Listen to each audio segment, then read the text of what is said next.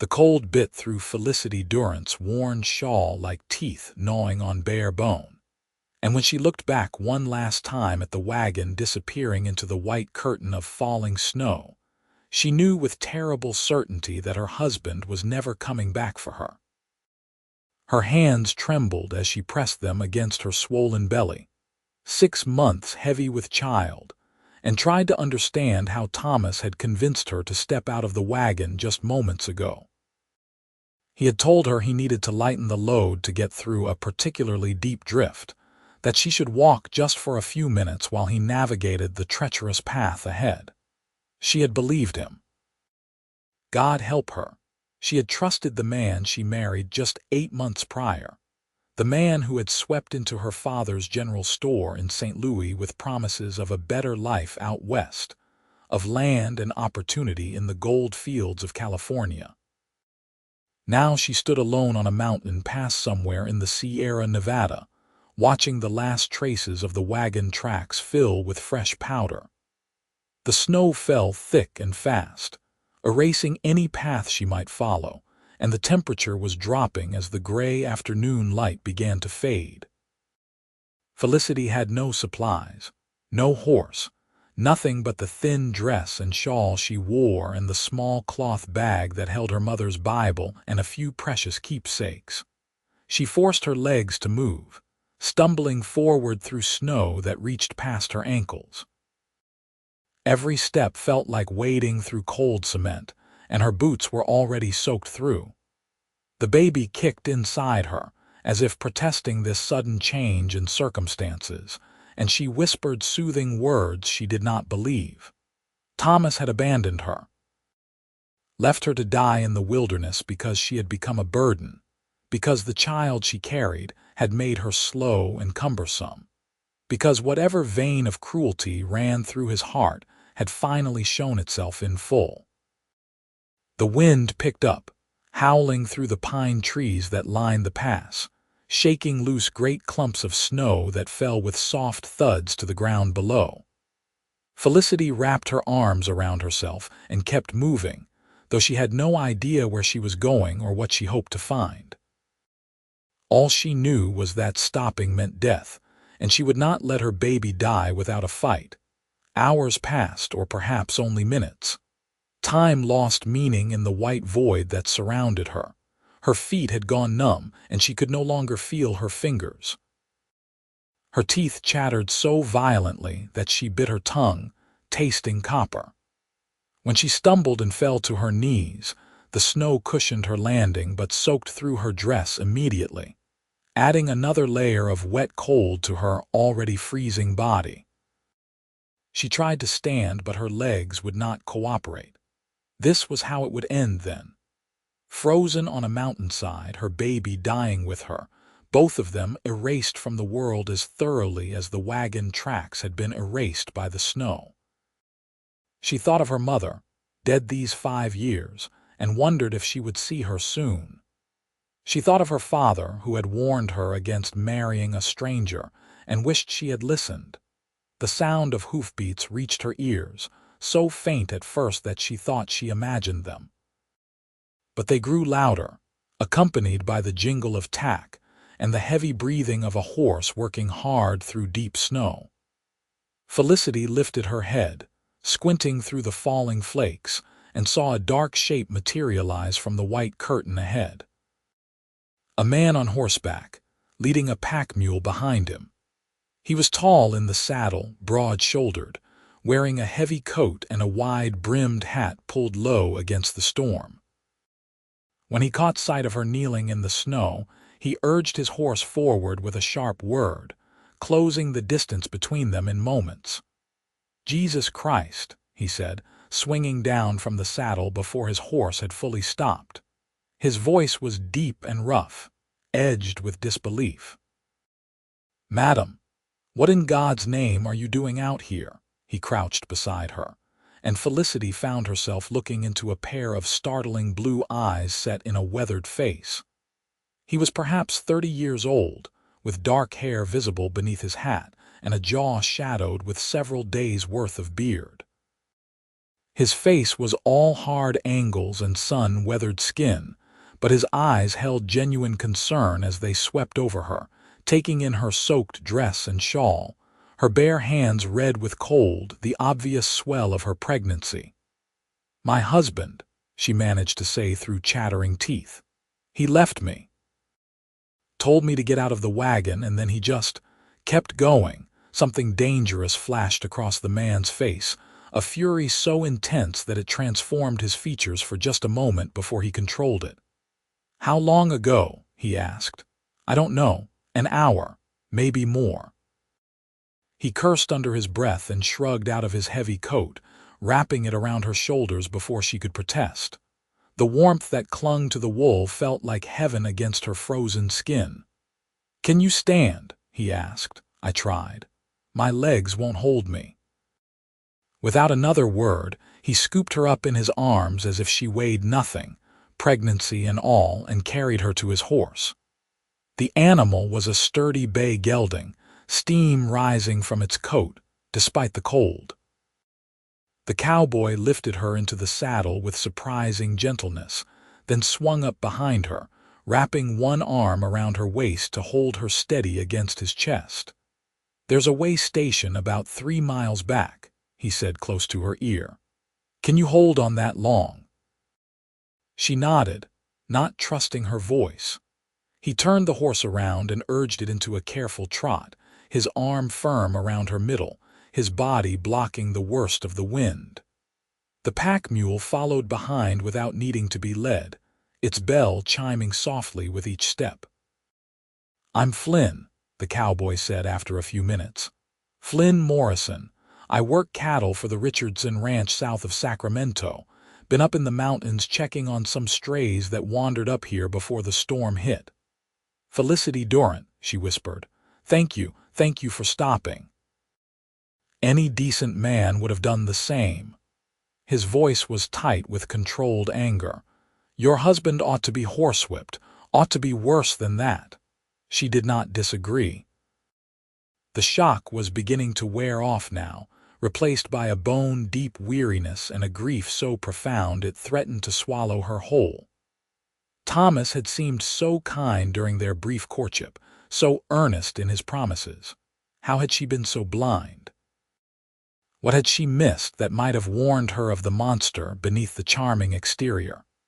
The way station appeared through the snow like a miracle, a low log building with smoke rising from its chimney. Flynn guided the horse right up to the door and dismounted, lifting Felicity down and carrying her inside without bothering to knock. The interior was blessedly warm, heated by a large stone fireplace that dominated one wall. An elderly man with a gray beard looked up from where he sat mending a harness, his eyes widening in surprise. "Got a woman here who needs help," Flynn said without preamble. "She's half frozen and pregnant. Her husband abandoned her on the pass." The old man was on his feet immediately, gesturing toward a bed built into the wall near the fireplace. "Put her there. I'll get some blankets and hot water. Name's Jasper, madam. This is my station." Flynn laid her on the bed and Jasper piled heavy blankets on top of her, while Flynn went back outside to tend to his horse and mule. Jasper brought her a cup of hot broth that burned going down but spread warmth through her chest and belly. He helped her out of her wet boots and stockings, clucking his tongue at her pale, frozen feet, and wrapped them in warm wool. When Flynn came back inside, stamping snow from his own boots, his hat and shoulders white with accumulated flakes, Jasper was already heating more water and laying out dry clothes. "Got some things that belonged to my late wife," the old man said. "Been meaning to give them away." "You're welcome to them, madam." "Thank you," Felicity managed. "Both of you. I thought I was going to die out there." "You nearly did," Flynn said bluntly. He pulled a chair close to the bed and sat down, his blue eyes studying her face with an intensity that made her want to look away. "Tell me about your husband. When did he leave you? Where were you headed?" She told him everything, starting from the beginning. How she had met Thomas Durant in her father's store, how he had courted her with flowers and pretty words, how he had painted such vivid pictures of their future in California, how they had married quickly and set out almost immediately on the long journey west, how things had been fine at first, but as her pregnancy became more obvious and she grew slower and more tired, Thomas had become increasingly irritated with her. How he had started making cruel comments, saying she was holding him back, that he should have come west alone. "This morning he said we were running low on supplies because I ate too much," she said, her voice breaking. "He said the baby was draining our resources. I tried to eat less, but I was so hungry all the time. And then this afternoon, when the snow got heavy, he told me to get out and walk. I thought he meant just for a few minutes, but he never stopped. He just kept driving the wagon forward until I could not see him anymore." Flynn's jaw was clenched so tight she could see the muscle jumping beneath his skin. "Did he take your things? Your money? I had nothing of my own. My father gave Thomas money for the journey, but I have no access to it. Everything I own is in that wagon. All I have is this." She gestured weakly to the small cloth bag Jasper had set on the table beside the bed. "He is a coward and a bastard," Flynn said flatly. "Begging your pardon for the language, madam, but there is no other word for a man who would do such a thing." Jasper brought more hot broth and a plate of bread and cheese. "You need to eat, madam, and then you need to sleep. You have been through an ordeal. Tomorrow we can figure out what is to be done." But Felicity could not imagine what could be done. She had no money, no supplies, no way to continue to California even if she wanted to. And she was 6 months pregnant, alone in the wilderness with winter closing in. The hopelessness of her situation threatened to overwhelm her, and she felt tears spilling down her cheeks before she could stop them. Flynn reached out and took her hand, his grip warm and calloused. "Listen to me," he said, his voice gentler than before. "You are not alone. I will not abandon you the way that son of a bitch did. We will figure this out together. But right now, you need to rest and get your strength back. Can you do that?" She nodded, unable to speak past the lump in her throat. He squeezed her hand once and then released it, standing up and moving away to give her privacy. Jasper helped her change into the dry clothes, a simple wool dress that was too big but wonderfully warm, and thick socks that came up past her knees. When she was settled under the blankets again, Felicity closed her eyes and let exhaustion pull her under. She woke once in the night to the sound of voices. Flynn and Jasper were talking in low tones near the fireplace, and though she could not make out all the words, she caught enough to understand that Flynn was planning to track her husband. Jasper was trying to talk him out of it, saying the snow would make it impossible, that the man was long gone by now. Flynn's response was too quiet to hear, but there was steel in his voice that made it clear he would not be dissuaded. In the morning, the snow had stopped, leaving the world transformed into something clean and white and impossibly beautiful. Felicity woke to the smell of coffee and bacon and found her stomach growling despite everything.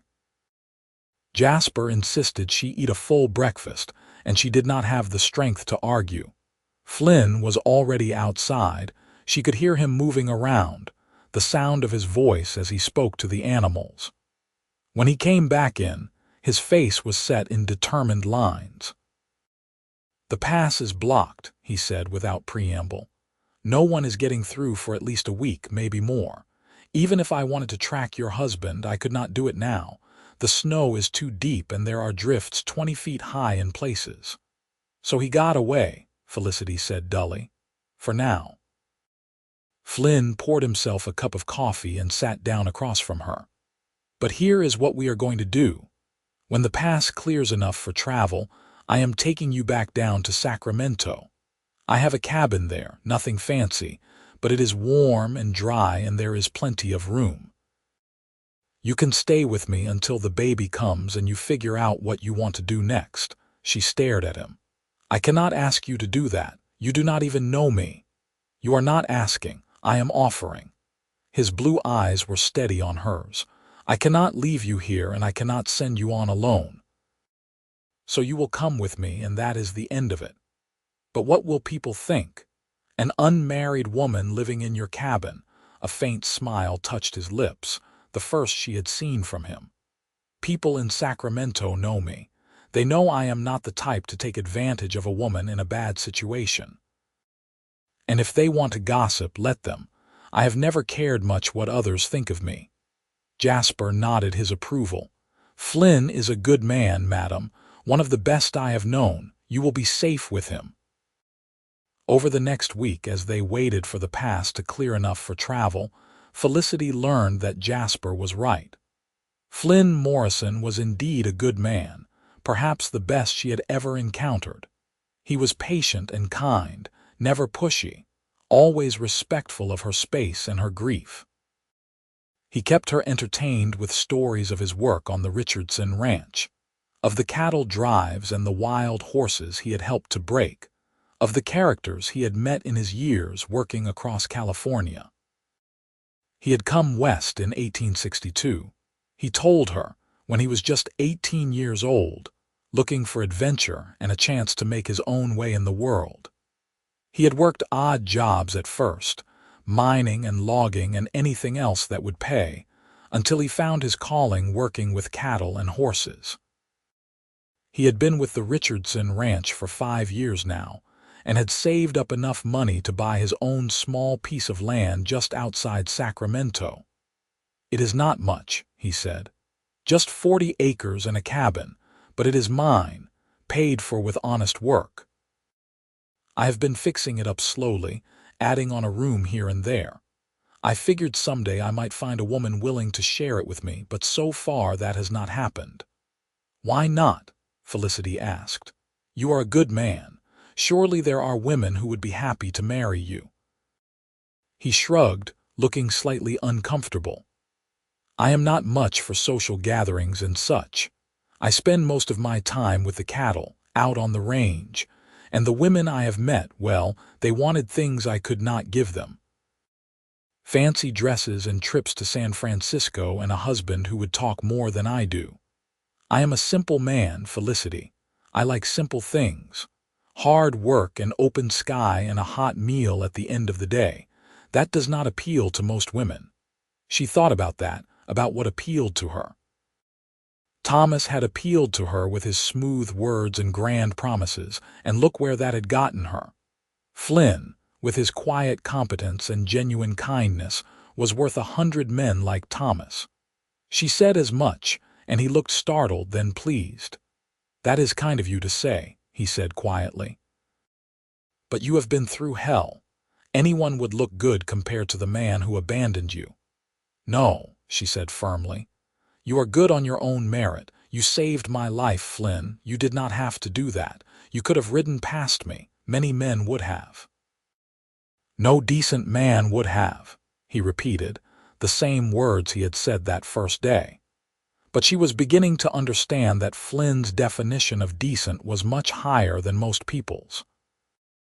When the pass finally cleared enough for travel, Flynn loaded his pack mule with supplies from Jasper's store, paying in silver coins he produced from a leather pouch. He lifted Felicity onto his horse again and climbed up behind her, and they said their goodbyes to the old man who had sheltered them. The journey down the mountain took 2 days, with an overnight stop at another way station. Flynn was unfailingly careful with her, making sure she was warm and fed and as comfortable as possible given the circumstances. He never once complained about the slow pace or the extra trouble she caused. When they finally emerged from the foothills, and she saw the sprawling settlement of Sacramento spread out before them, Felicity felt a confusing mix of relief and anxiety. Sacramento in the winter of 1867 was a bustling city, grown rich from the gold rush and the transcontinental railroad that was even now being built across the country. The streets were muddy from recent rains, crowded with wagons and horses and people going about their business. Flynn guided his horse through the chaos with easy familiarity, heading away from the city center toward the outskirts. His cabin sat on a gentle rise overlooking a creek, surrounded by oak trees and open grassland. It was larger than she had expected, a solid log structure with a covered porch and glass windows. Smoke curled from the stone chimney, and she realized someone must have been tending it in his absence. "My neighbor comes by to keep the fire going when I am away," Flynn explained, helping her down from the horse. "Tom Walker and his wife. Good people. They have a place about a mile west of here." Inside, the cabin was simple but well made.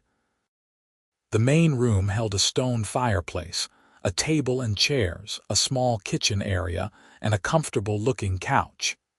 2 doors led off the main room, presumably to bedrooms. Everything was clean and well-maintained, the work of a man who took pride in his home. "The room on the right is mine," Flynn said. "The one on the left is yours for as long as you need it. There is a bed in there, a chest for your things, and a small stove for extra warmth. I know it is not much, but it is warm and dry and safe." Felicity walked to the door he had indicated and looked inside. The room was indeed small but cozy, with a real bed covered in a colorful quilt, a braided rug on the floor, and curtains at the window. After weeks of sleeping in wagons and on the ground and in way stations, it looked like paradise. "It is perfect," she said, turning back to him with tears in her eyes. "Flynn, I do not know how I can ever repay you for your kindness." "You do not owe me anything," he said firmly. "Just rest and take care of yourself and that baby, that is all I ask." Over the following weeks, Felicity settled into a routine at Flynn's cabin. He was gone during the days, working at the Richardson Ranch, but he always came home before dark. She spent her time cooking and cleaning, putting the cabin in order and trying to make herself useful despite her growing belly. Flynn had brought in a woman from town, a midwife named Mrs. Patterson, who examined Felicity and declared both her and the baby healthy despite their ordeal in the snow.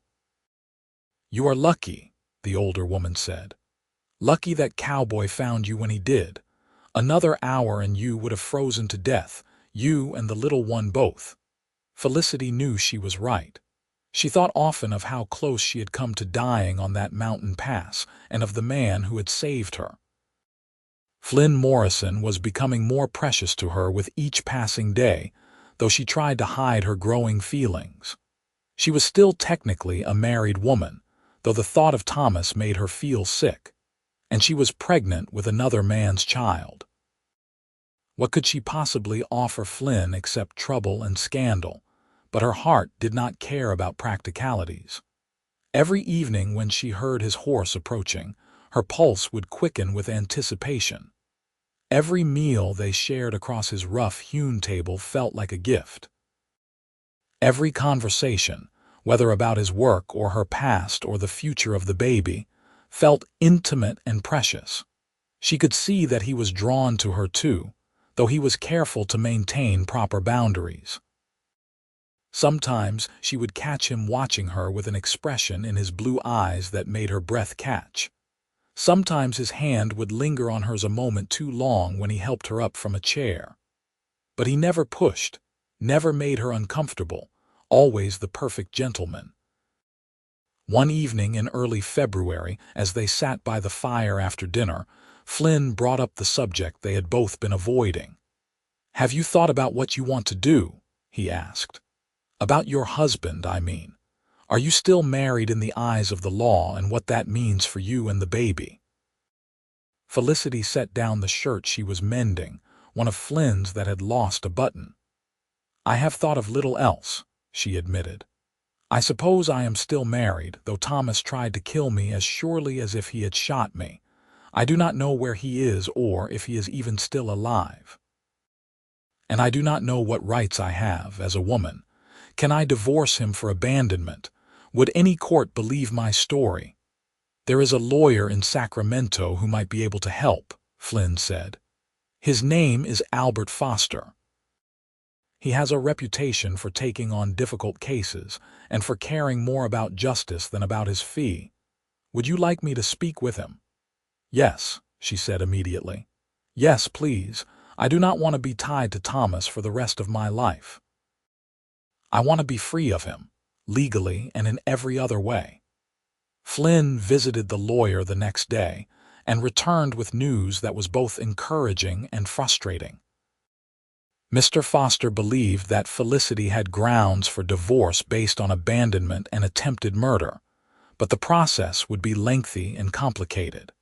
She would need to provide testimony and witnesses if possible, and there was no guarantee that the court would rule in her favor. Women had few rights in 1867, and divorce was still scandalous and difficult to obtain. But Foster thinks you have a strong case, Flynn said. Especially given that you were pregnant when your husband abandoned you. He wants to meet with you to hear your story in your own words. Are you willing to do that? She was willing. And so a week later, Flynn drove her into Sacramento in a borrowed wagon to meet with Albert Foster. The lawyer was a small, neat man with sharp eyes and a kind manner. He listened to her story without interruption, taking careful notes, and when she was finished, he sat back in his chair and regarded her thoughtfully. Mrs. Durant, I will be frank with you, he said. What your husband did was unconscionable, but proving it will be difficult. We have no witnesses except you to his abandonment. We do not know where he is or if he is even still in California. The process will take months, possibly longer. And there will be people who will not believe you, who will assume you are a hysterical woman making up stories to escape an inconvenient marriage. I understand, Felicity said quietly, but I have to try. I cannot spend the rest of my life legally bound to a man who tried to murder me and my child. Then we will fight, Foster said, his expression hardening with determination. I will file the petition for divorce this week. In the meantime, I suggest you stay exactly where you are with Mr. Morrison. The fact that you have a respectable place to live and that Mr. Morrison has been acting as your protector without impropriety will work in your favor if anyone questions your character. Flynn had been waiting outside the lawyer's office, and when Felicity emerged, he could read the mix of hope and anxiety on her face. He is going to help me, she said, but it will take time. Then we have time, Flynn said simply, offering her his arm to help her into the wagon. However long it takes, we will see it through. As winter turned to spring, Felicity's belly grew rounder and the baby's movements became more pronounced. She would often place Flynn's hand on her stomach, so he could feel the kicks and tumbles, and the look of wonder on his face made her heart ache with longing. She wanted this to be his child, wanted him to be the father, wanted them to be a real family instead of just two people thrown together by circumstance. One warm April evening, as they sat on the porch watching the sun set over the hills, Flynn finally said what had been building between them for months. "Felicity, I need to tell you something," he began, his voice rough with emotion. "I know this is not the right time, and I know you are still dealing with everything that happened with your husband, but I cannot keep it to myself anymore. I have fallen in love with you." Her breath caught in her throat. She turned to look at him, at this good, kind man who had saved her life and asked for nothing in return, and felt her heart overflow with everything she had been holding back. "I love you too," she whispered. "I have loved you for weeks now, but I did not think I had the right to say it. I am still married, and I am carrying another man's child, and I have brought nothing but trouble into your life." "You have brought joy," he said fiercely, reaching for her hands. "You have brought light and warmth and purpose." Before you came, I was just going through the motions, working and eating and sleeping and not much else. Now every day means something because you are in it. And as for the baby, I already love that child because it is part of you. I do not care who the father is. If you will let me, I want to be a father to your baby. I want to be your husband, Felicity, when you are free to marry again. I want us to be a family." She was crying now, tears of happiness streaming down her face. "Yes," she said. "Yes, Flynn. When I am free, I will marry you. I will be so proud to be your wife." He kissed her then, gently, reverently, as if she were made of spun glass. It was her first real kiss, she realized. Thomas had kissed her during their courtship, but those kisses had been possessive and demanding. This was different.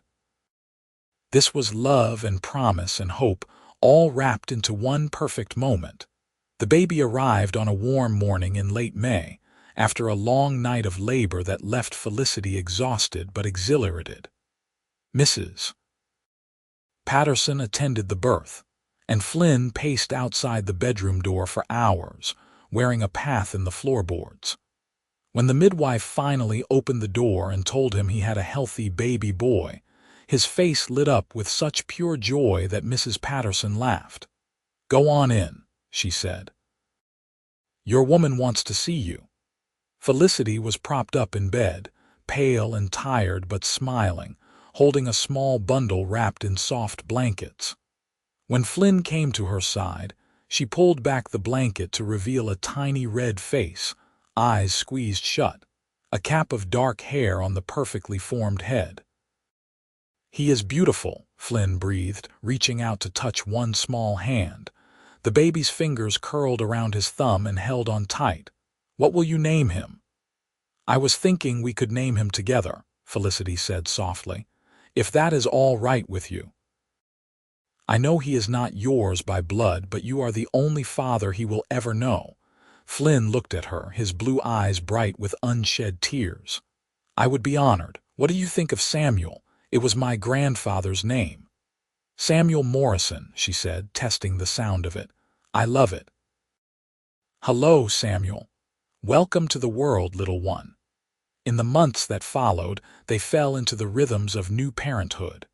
Flynn was devoted to the baby, walking the floor with him when he cried at night, playing with him in the evenings, proudly showing him off to the neighbors.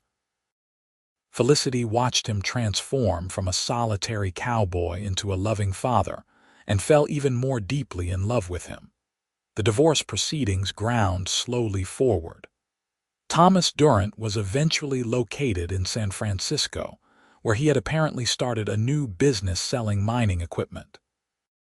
When he was served with the divorce petition, he contested it at first, claiming that Felicity had abandoned him rather than the other way around. But Albert Foster was a skilled lawyer, and he tore Thomas's story to shreds in court. Jasper from the way station came to testify, as did Mrs. Patterson, the midwife, and several neighbors who spoke of Flynn's character, and the state Felicity had been in when Flynn brought her to Sacramento. In the end, even the judge seemed disgusted by Thomas Durant's actions. The divorce was granted in September of 1868, with the judge stating from the bench that any man who would abandon his pregnant wife in a snowstorm deserved neither the title of husband nor the respect of decent society. Thomas was also ordered to pay restitution to Felicity, though no one expected he would actually do so. Felicity did not care about the money. All she cared about was the piece of paper that said she was free, that she was no longer tied to the man who had tried to kill her. She walked out of the courthouse on Flynn's arm, feeling lighter than she had in years. They were married a week later in a simple ceremony at a small church in Sacramento. Felicity wore a dress of pale blue silk that Flynn had bought for her in town, and she carried wildflowers that he had picked that morning. Samuel, now 4 months old and chubby-cheeked, was held by Mrs. Walker during the ceremony and gurgled happily throughout. When the minister pronounced them man and wife, Flynn kissed her with such tenderness and love that Felicity felt her heart might burst from happiness. This was what marriage was supposed to be, she thought. Not grand promises and false words, but quiet devotion and steady love. Not a man who would abandon her in the snow, but a man who would track her down and bring her home safe. Not a man who saw her as a burden, but a man who saw her as a blessing. The wedding breakfast was held at the cabin, with the Walkers and Mrs. Patterson and Albert Foster and a few other friends in attendance. It was loud and joyful, full of laughter and good food and heartfelt toasts. When everyone finally left and they were alone, Flynn scooped her up in his arms and carried her across the threshold of what was now truly their home. "I have waited so long to do this properly," he said, setting her down gently. "To have you as my wife in every sense of the word. I love you, Felicity Morrison." "I love you too," she said, pulling his head down for a kiss. "More than I ever thought possible. You saved me, Flynn. Not just from the snow, but from a life without love. You gave me everything." "You gave me everything," he countered, his hands gentle as they began to unlace her dress. "You gave me a family. You gave me purpose. You gave me a reason to come home at the end of every day." Their wedding night was everything she had hoped it would be and more. Flynn was patient and gentle, making sure she felt safe and cherished every moment. The passion between them burned hot and true, years of waiting and longing finally finding release. When they finally lay tangled together in the darkness, Felicity felt complete in a way she had never experienced before. The next morning, she woke to find Flynn already up, holding Samuel and looking out the window at the sunrise. The baby was making soft cooing sounds, and Flynn was talking to him in a low, gentle voice. "See that, Sam? That is your mama's first sunrise as Mrs. Morrison. This is the start of our life together, the three of us. And I promise you, son, I will spend every day making sure you and your mama know how much you are loved."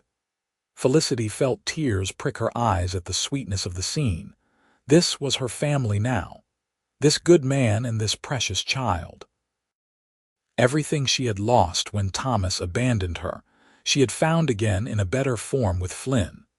The years that followed were full of hard work and simple joys. Flynn continued working at the Richardson Ranch while also building up their own small herd of cattle. Felicity tended the garden and the chickens, kept the house, and raised Samuel, who grew into a bright, active boy with his mother's brown eyes and a sunny disposition that charmed everyone he met. 2 years after their marriage, Felicity gave birth to a daughter they named Grace. She had Flynn's blue eyes and dark hair, and her father was utterly smitten from the moment she drew her first breath. Samuel, now a sturdy 3-year-old, took his role as big brother seriously, always watching over his baby sister and bringing her toys to play with. Another 2 years brought twin boys, John and James, who were as different as night and day despite looking nearly identical. John was quiet and thoughtful, content to sit and watch the world around him. James was bold and adventurous, always getting into mischief and giving his parents gray hairs. Flynn loved them all equally and completely, never once distinguishing between Samuel, who was not his by blood, and the 3 children who were. To him, they were simply his children, his family, the greatest blessing of his life. The cabin grew along with the family. Flynn added on 2 more bedrooms, a larger kitchen, and a proper dining room. He built a barn for the expanding herd and a chicken coop that Samuel helped to paint bright red. The 40 acres became a working ranch, not large but profitable, a testament to Flynn's hard work and Felicity's careful management of their resources. On warm summer evenings, they would sit on the porch while the children played in the yard, and Flynn would take Felicity's hand and marvel aloud at how blessed they were. "Do you remember that day I found you in the snow?" he would ask. I was just checking on some strays. If I had taken a different path, if I had been an hour earlier or later, I might have missed you entirely." "God put you on that path," Felicity would always reply. "He knew I needed you. He knew we needed each other." As the children grew older, Samuel eventually learned the truth about his parentage. He was 10 years old when Felicity sat him down and told him the story of Thomas Durant, of the abandonment in the snow, of Flynn tracking her down and bringing her home safe. She told him everything, holding nothing back, and then waited anxiously for his reaction. Samuel was quiet for a long moment, processing the information. Then he looked up at her with serious brown eyes. "But Papa Flynn is my real father," he said. "The man who left you was just the one who started me. Papa is the one who raised me and loved me and taught me everything I know. He is the one who matters." Felicity hugged him tight, tears streaming down her face. "You are absolutely right," she whispered. "And he loves you so much, Samuel. You are his son in every way that counts." When Samuel went to Flynn that evening and thanked him for being his father, for choosing him and loving him even though he did not have to, Flynn broke down and cried. It was the only time any of the children ever saw their strong, stoic father weep, and it taught them more about love and family than any words could have conveyed. The years rolled on, each one bringing its own challenges and triumphs. There were hard winters and dry summers, sick cattle and broken fences, childhood illnesses and financial worries. But through it all, Felicity and Flynn faced everything together, their love deepening and strengthening with each passing year. Samuel grew into a fine young man, tall and strong like his stepfather, kind and compassionate like his mother. He chose to stay on the ranch, working alongside Flynn and eventually taking over more and more of the day-to-day operations as Flynn grew older. Grace married a schoolteacher from Sacramento and moved into town, but visited often with her own growing family.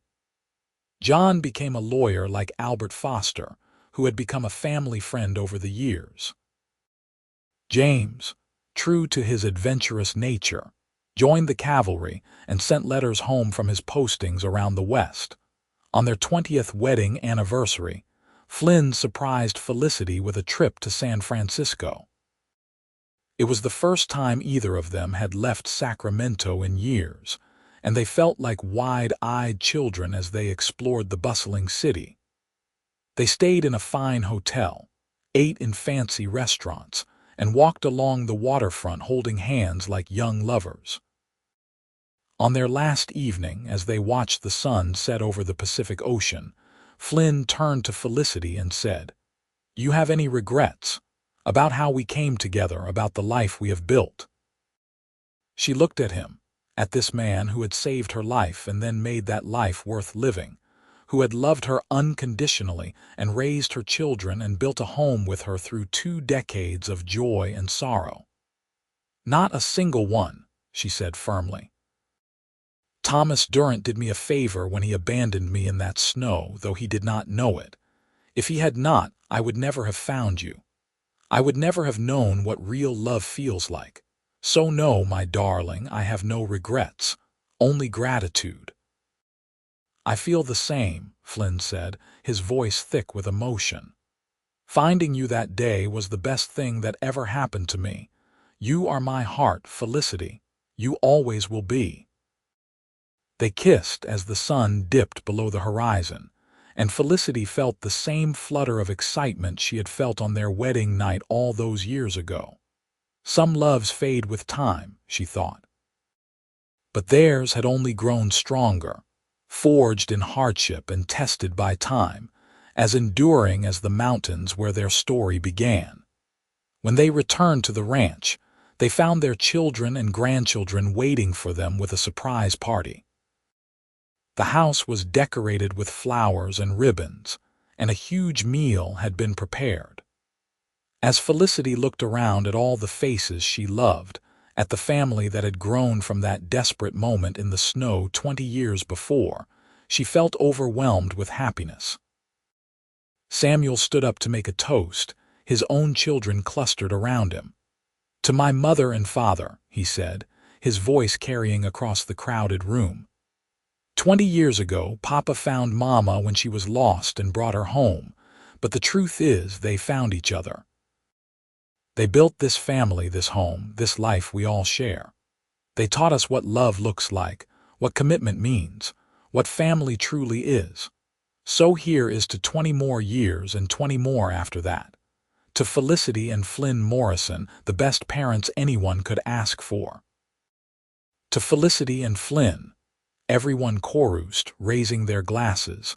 Later that night, after everyone had gone home and the house was quiet, Felicity and Flynn lay in bed together, talking softly about the evening and how blessed they were. "We have done well, haven't we?" Felicity said. "The children have all turned out so beautifully. We have built something lasting here." "We have," Flynn agreed, pulling her close against his chest. "And it all started because I decided to check on some strays during a snowstorm. Best decision I ever made."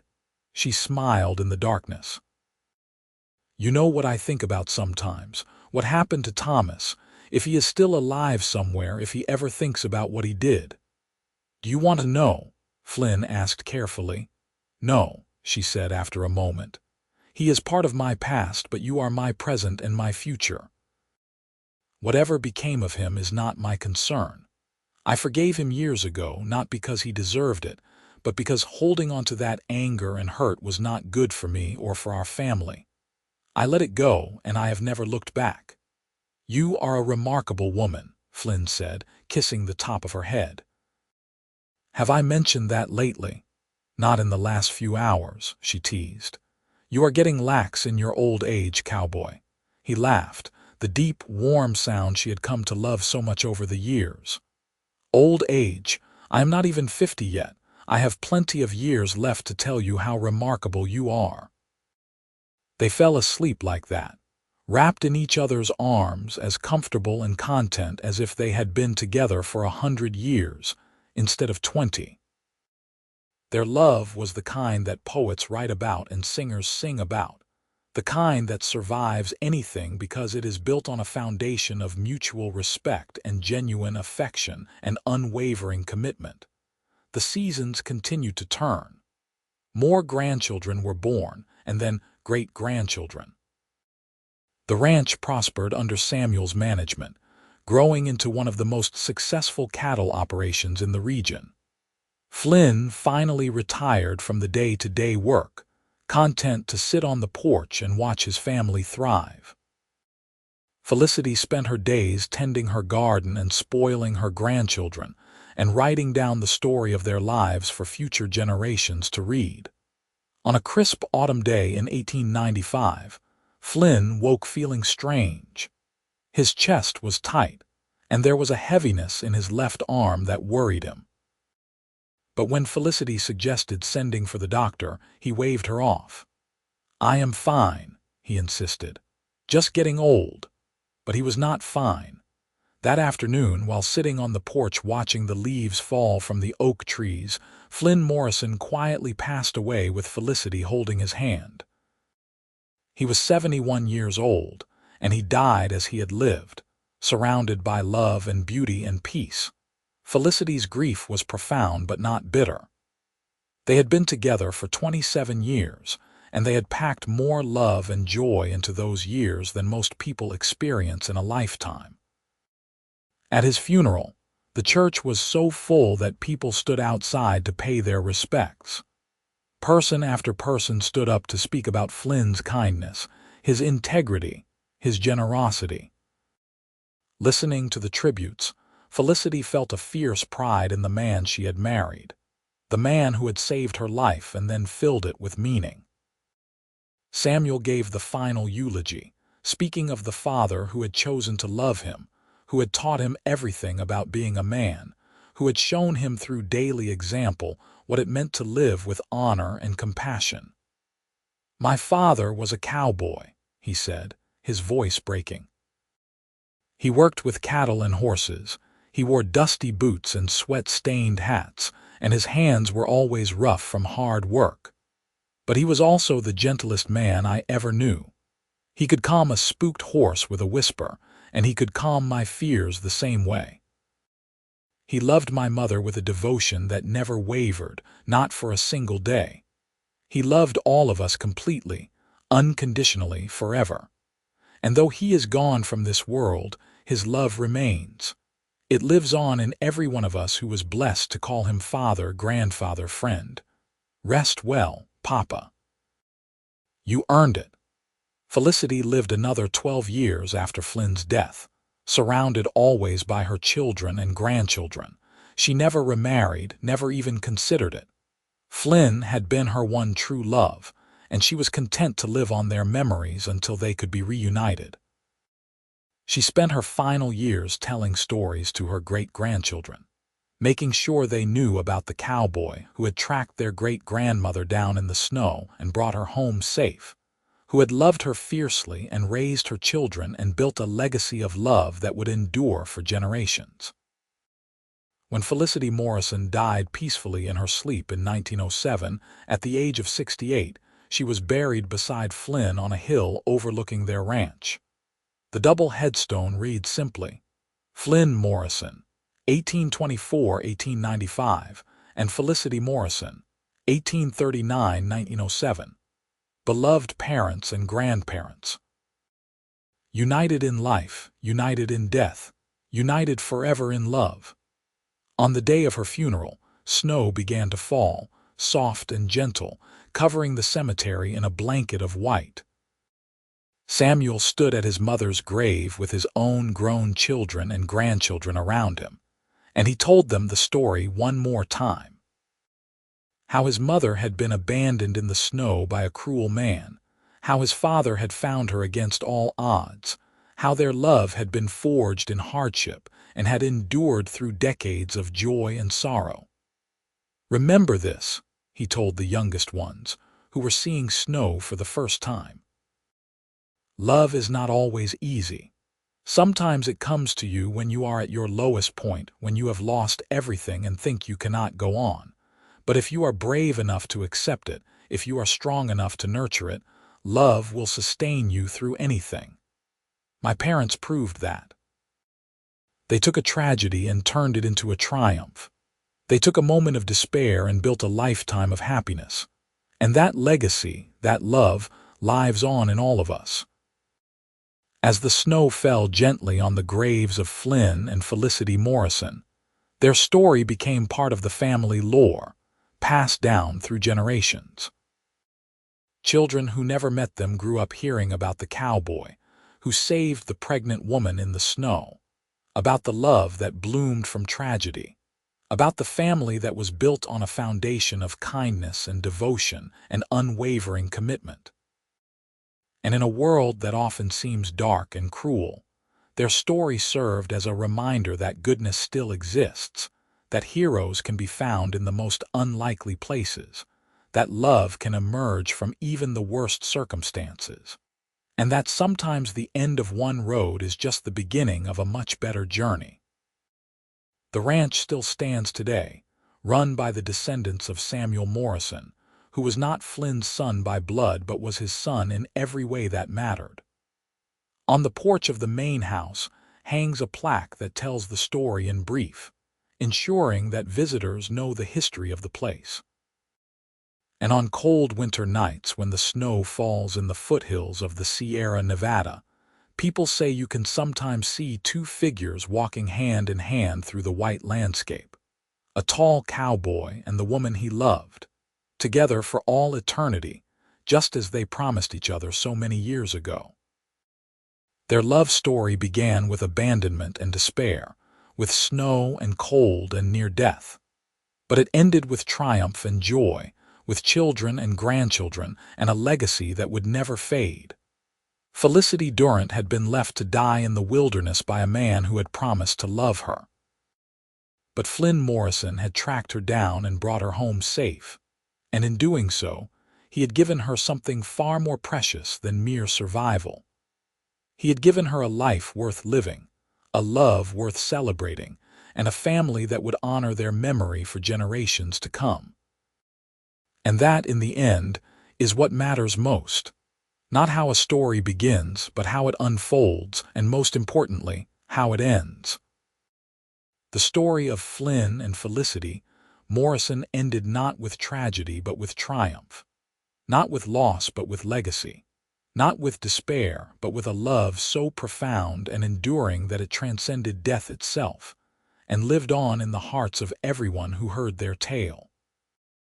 In the Wild West of the 1860s, where life was hard and death came easily, where justice was uncertain and kindness was rare, one cowboy made a choice that changed everything. He could have ridden past the woman dying in the snow. He could have told himself it was not his problem, that he had his own concerns to worry about. But Flynn Morrison was not that kind of man. He stopped. He helped. He cared. And in doing so, he proved that even in the harshest of landscapes, even in the most desperate of circumstances, love can take root and flourish. That is the legacy of Flynn and Felicity Morrison. Not the land they accumulated, or the cattle they raised, or the wealth they built, though those things were substantial. Their true legacy was the love they shared, and the family they created, and the example they set for everyone who came after them. They proved that it is never too late to find happiness, that it is never too dark for light to break through, that it is never too cold for hearts to warm. And so their story continues, told and retold, adapted and embellished, but always true in its essential message. Love saves. Love heals. Love endures. And sometimes, when you are lost in the snow with nowhere to turn, love will track you down and bring you home safe.